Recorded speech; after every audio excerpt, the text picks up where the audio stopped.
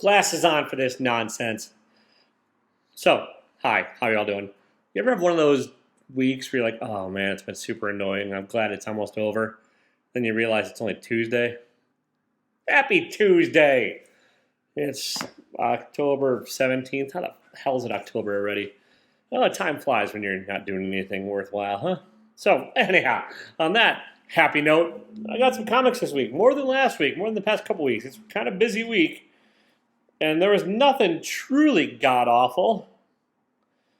But let's get into it. So we go worst to best here, in case you haven't, followed along. I'm Taylor. It's a channel name. I'm not Swift. And let's do this.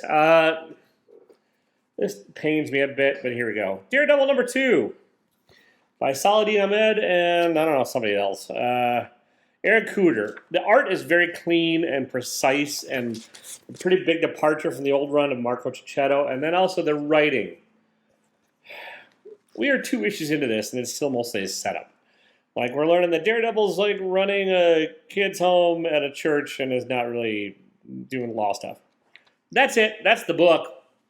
I mean, there's a little bit of other stuff that happens in here, but like, it's just not interesting. And like, I understand you need to set up to a story, and I understand you need to build up a new direction, especially if you're coming off of such an acclaimed run like Chip Zdarsky's Daredevil. And, you want to set your own tone, you want to do your own thing, but like, don't be fucking boring. And this is just boring. I'm done. I'm unless there's like a really slow week, and you can hold me to it and yell at me and be like, "Hey Taylor, you said you were done," but I forget things. I forgot that the first issue of this bored me because boring things are forgettable. And this book, I'll probably next month forget I was bored by it, and I'm like, okay, I'll try it again. I do like the art. I don't think it necessarily fits. It's very. It feels like a DC Nightwing book, which is, I don't know, it's not bad. It just doesn't feel like Daredevil's supposed to be grim and gritty and dirty. And that's not this art. This is not grim and gritty and dirty. It's not bad by any means. Like, there's some cool stuff, but in the art, but just story-wise, I was just bored. So, all right, speaking of Nightwing. This is the setup to a new arc. It relies on you having knowledge of a past life of Dick Grayson's that I don't really have, which is fine. You can catch up. It's not that tricky. But, and it's Conrad and Byrne on the art. It's not Bruno Redondo, so like it's still a substitute artist unless Redondo done. He might be, I'm not sure. But yeah, now he's going to go be a pirate. And this is all set up. Honestly, this issue is pretty much all set up and talking. And then the cardinal sin of it all is like it doesn't feel like a full story because we're about halfway through and we get a backup story, part 2, that is just god-awful. It's Michael Conrad and Serge Arcuna on the art, and it feels like a combination of like 90s art and anime, and I don't mean that in a good way. And not that there's anything bad with either of those two things I just said. Although 90s art is truly kind of fucking god-awful. And then, like, weird, bad cliches of, like, what goes on in certain kinds of bars. And, like, just a nonsense kind of shitty-ass backup story that eats up at least 8 pages, and it's just kind of fucking bad. And I left you with a bad taste in my mouth. Like, the setup by Tom Taylor is fine. I might switch this one over to digital. I don't have any digital books I read this week. It's been a long goddamn week, and like lots of shit going on. And I looked at the DC Unlimited, and there's nothing that really grabbed my interest as far as brand new releases on there. So I'm still figuring out how I'm going to do all this digital stuff. I'm still probably going to sprinkle in some monthly stuff when I get to it digitally. And then I might start doing more runs and arcs and everything like that because I like that better. And I think most writers are better at writing for the arc than they are for writing for the issue. There's some that are decent. Like Tom Taylor's actually a decent month-to-month writer. He usually gives you enough to sink your teeth into. Not this month. But like, yeah, I just think that writers aren't writing for monthly. They're writing for collections or writing to get adapted into movies or some shit. I don't know what they're doing. That's a broad generalization. There's some books in here that are not that for sure, but whatever. And that's a tangent. I get it. It's not really what I'm talking. It doesn't matter. Who cares? All right. Next, we have Justice League versus Godzilla versus Kong. You know how like the first 2 books I talk about are all set up? This is all set up. It's not a bad setup. and it promises to possibly be exciting. But this is one I'm going to trade wait or digitally read for sure. The art by Deuce, I don't know, whatever. Doesn't matter. Nothing matters. It's good. Look, it's Godzilla. And you think, oh my god, it's already starting with the action. It's spoilers. No. There is some action here. It's Superman and Justice League, and like the framing device involves Superman, and then the way they're explaining away the story, it's got some weird, fun twist to it. But it really is just a setup for like how they're going to explain the Superman versus Godzilla or the Justice League versus Godzilla versus Kong shenanigans that are going to be coming in later issues, but are really not at all present here. So it's fine for what it is, but like it's just, I don't know, when you have something that is bombastically titled as that, just dive the fuck on in and fuck logic and set up and go. I don't know, whatever. I'll read a month. I'll read it digitally. I'll read it collected. Whatever. And yeah, I know some of these DC books I still want to do keep reading monthly because I enjoy them and I like having the physical artifact. And yeah, like this one's probably fine. Teen Titans are not teen; they're just Titans. This is Tom Taylor with Nicholas Scott on the art, and the art is great. And this is like the Titans is the premier DC superhero team because there is no Justice League, although there's Justice League in this one, which is not continuity, or maybe it is. Who knows? They haven't really. DC likes to do all this shit and like really just fuck with the readers, where you really have no idea what's going on. But yeah, this is again gorgeous book, mostly set up for the next arc, and you get the Demolition Crew, and you get the mission of the Titans is finally kind of like crystallizing, and like where Tom Taylor's trying to differentiate what is going on between the Titans and how the Justice League did things, and it's not bad. It's a little possibly preachy as far as that goes, but I don't mind it. And then there's the B story with like and other things that are possibly going on and the conspiracy. It's a decent enough monthly. The art is like one of the strong points of it, and Tom Taylor is a fairly solid writer. So this one I probably will keep reading monthly. I think it's why I only like 6 issues. I'm guessing. I'm not sure. I can't keep track of like how many issues all this shit is, or whether it's an ongoing or a mini, or like. Honestly, DC seems to change their plans every 2 weeks anyway. So like Dawn of DC will probably be called like Noon of DC or Morning Quickie of DC or something by next week. So not bad. It's not awful. All right. Big game number 4. This is Pepe Larraz and Mark Miller universe, where things are going haywire. And I have some knowledge of Mark Miller's universe and stuff he's written, like Kick-Ass and stuff. I've read some back in the day. But like I am not a Mark Miller aficionado. I like Pepe Larraz's art in this a lot. The story-wise, if you are not like intimately familiar with pretty much everything he's written at Image, you're probably going to be a bit lost. Now, Miller can still write an entertaining enough like action sequence and like and kind of compensate for that with over-the-top nastiness, which is kind of his shtick anyways. But if you want full enjoyment of this story, you probably do need a pretty in-depth like knowledge of works, an Image that Miller's worked on. And I have a maybe average knowledge. I wish that there was some kind of like primer to this that doesn't involve you having to read every fucking thing he ever wrote. But it's Mark Miller. He's got the ego size of Texas. And like, you're going to just have to assume that, like, it's like he's assuming everyone knows his shit because he's just that guy. And maybe I'm wrong, but maybe I'm really misjudging him, but I kind of doubt it. Like, he's had a bunch of shit turned into movies and TV shows and stuff. So, like, he's successful and like, he just comes across as, like, and his writing style is very arrogant. So that's why I'm, like, maybe attributing that to the person. Yeah, it's fine. It's good. It's a good action sequence. Is what this is to me so far, because I don't have any real emotional investment in any of these characters because I'm only passingly familiar with who half of them are. So your knowledge is going to vary based on how much of his stuff you've read and like how much you like, and that's not the quality of a great book. It can be an entertaining enough good book, but like a great book should at least, I think, especially in a comic book $4 thing, each issue I think has to stand on its own, and this one we need some crutches. All right. Moon Knight, number 28, with Sabatini on there. This is the end of Moon Knight. Well, the next couple issues will be. It's the last days of Moon Knight. Look, they put it right in the cover so you know.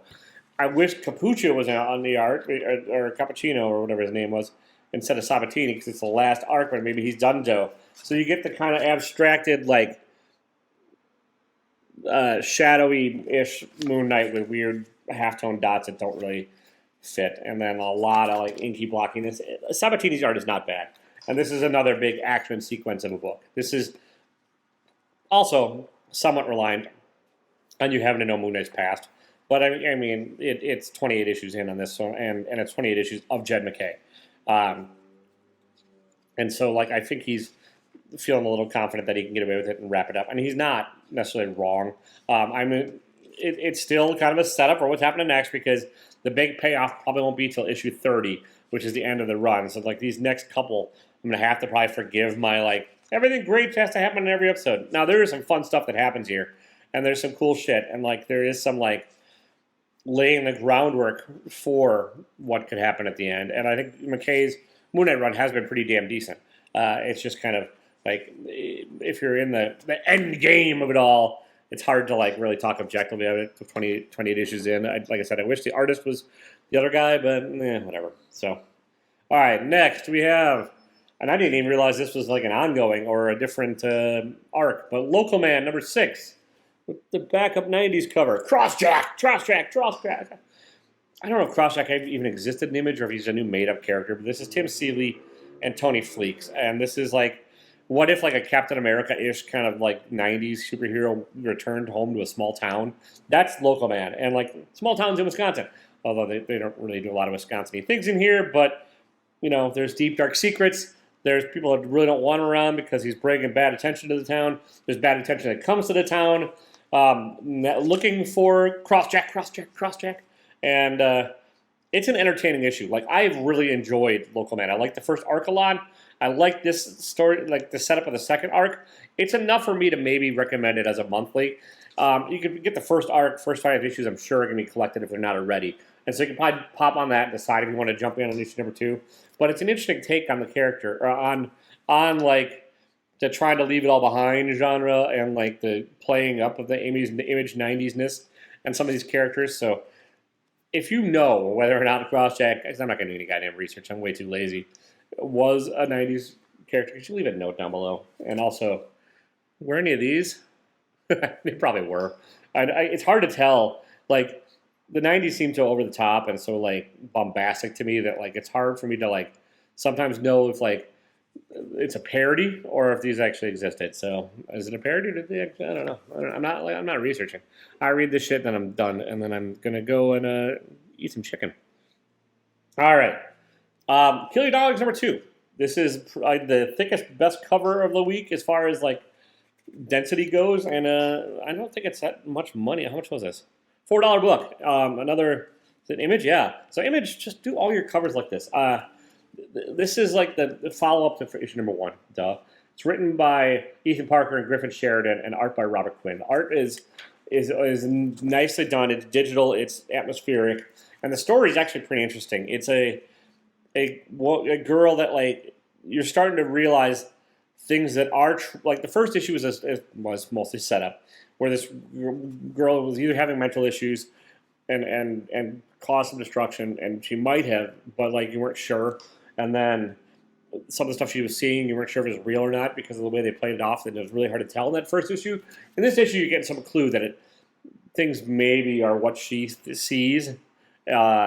But like, there's still like this big mystery of like what's really going on and why she is where she is and what happened. And without spoiling it a whole lot, there's like a fantasy realm that's probably going to be in play with like weird, fluffy-looking creatures and like a lot of murder and a lot of violence. And it's a decent book. I'm really pleasantly surprised by it so far.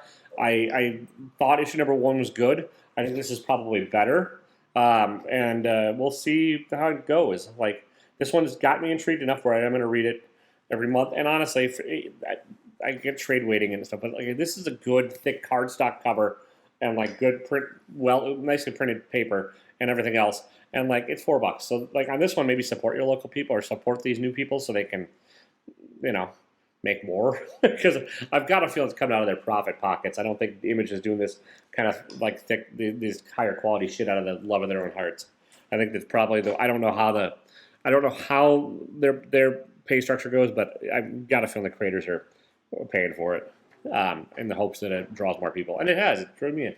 Um, Marvel Children of Vault #3. This is Dennis Camp and Maresca on the art, and this is the Children of the Vault are like this advanced society millions of years in the future that were locked away, and now they're free, and now they're causing havoc, and now it's Bishop and Cable who don't like each other and are fighting things. This is just a good, fun fucking romp. It really is. It's like you do need familiarity with Bishop and Cable, although the banter that Dennis Camp sets up in here does give you enough backstory where you can because you can catch up, because I have not been the biggest advocate in the past couple of years. I read some of it and then I stopped because it was just convoluted nonsense.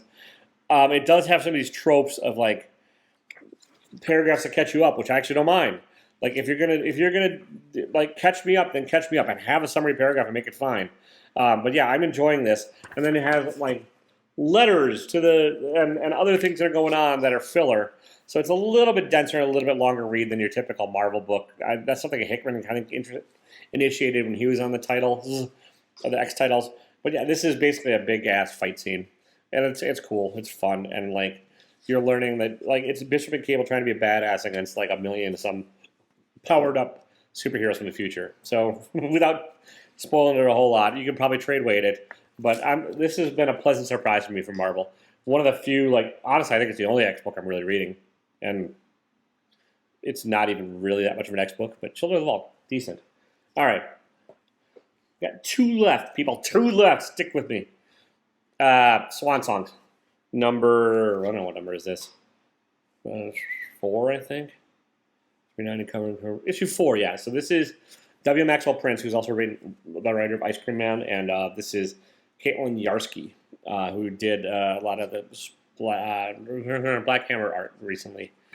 And this is a guy that's obsessed with Mad Libs and Sad Libs and getting out of prison. And so it's a verbal game throughout this series. And it's an interesting device that W. Maxwell Prince is using. And yeah, this is a guy that's been in prison, kind of popular with prison, and seems to have done his time well and paid his debts to society. And then he gets out and his brother wants to get him into shenanigans. So it's kind of sort of typical in that regard, but I really enjoyed this one. And honestly, W. Maxwell Prince makes it kind of unfair sometimes when his stuff comes out, because he is very good at writing a monthly comic where like it's a one and done story. He managed to like pace it very well. He works with the artist very well, and he makes each story unique and interesting. And like the fact that he's banging these out on a monthly basis, and sometimes more than one a month with Ice Cream Man, is just kind of nuts. Because like I think he's got more talent than like almost every other writer working today. There's a few up there. I mean, there's definitely some writers I like, but he's in the upper echelon. And like his stories, just they're not all amazing, but they're all solid at the very least. And I don't think like Caitlin Yarsky's art works. I don't think it's the most expressive or even the greatest art. I do like that what's his name nuts on the Ice Cream Man better, but that's might be just because I'm used to it. They're pairing and they work so well together. But this is a good, like really solid story.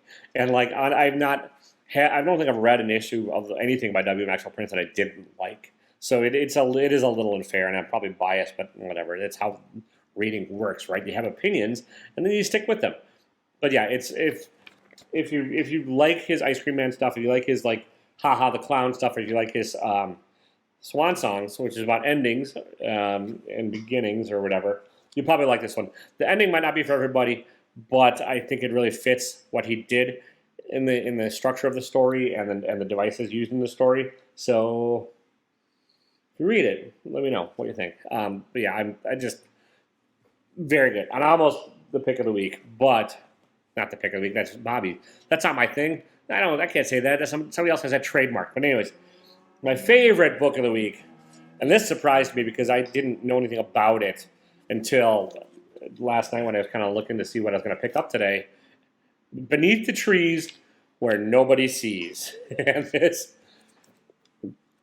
is a gorgeous book full of anthropomorphic creatures that are like kind of remind you of, I can't remember the children's books, but like, you know, the animal creatures and like the not Winnie the Pooh, but it does have some flavor of that too. It's just kind of, you know, where like the animals are upright and they're the main stars of the show and there aren't any actual people around.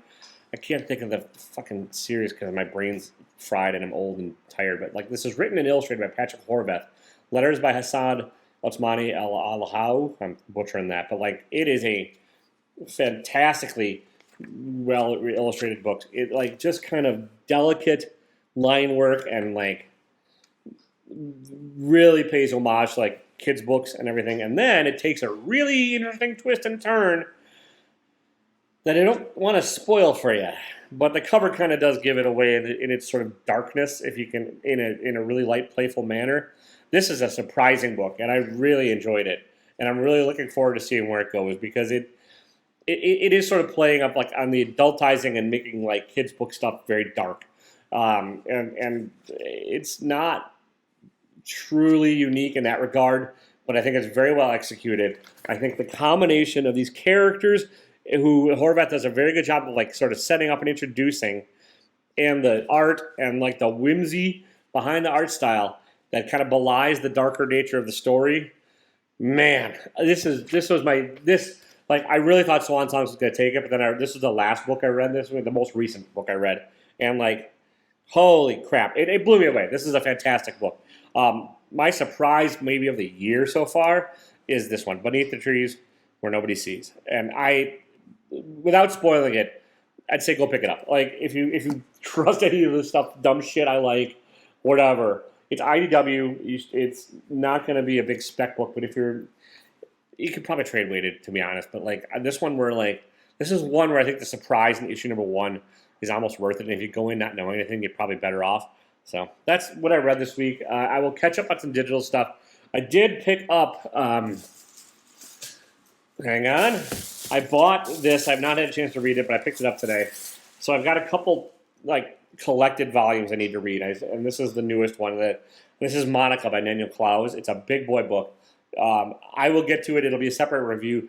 I'm just sort of stacking up these like paperbacks and everything else for when I can really sit down and enjoy them and nourish them and really dig into them. Like these weekly reviews are not the place for it because I really want to like take my time and like bite into these books. So that one, it'll be a separate review at some point. I love Daniel Clowes. I've heard nothing but good things about this book. It's a nice, big, oversized volume. It was a boatload of money. It was like, well, it's $30. So, yeah.